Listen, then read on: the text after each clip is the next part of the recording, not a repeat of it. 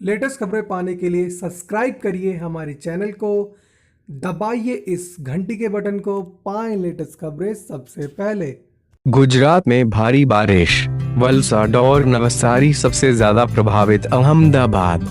गुजरात के नवसारी और वलसाड जिलों के कई रिहायशी और निचले इलाके में भारी बारिश की वजह से पानी भर गया और लोगों को परेशानी का सामना करना पड़ा। सूरत शहर के कई हिस्सों में भी जलभराव हुआ है।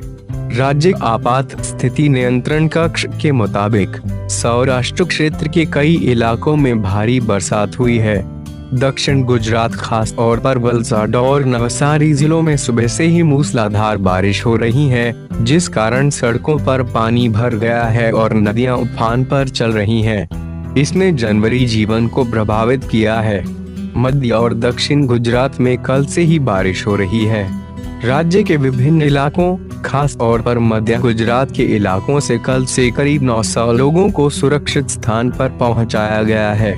सौराष्ट्र के गिर सोमनाथ जिले के उना और कोडिनार तालुका में भारी बारिश रिकॉर्ड की गई है। सरकार की ओर से जारी किए गए आंकड़ों के मुताबिक डांग जिले की वाघई तालुका में सुबह 8 बजे से दोपहर 2 बजे के बीच सबसे ज्यादा 103 मिमी बारिश रिकॉर्ड की गई है।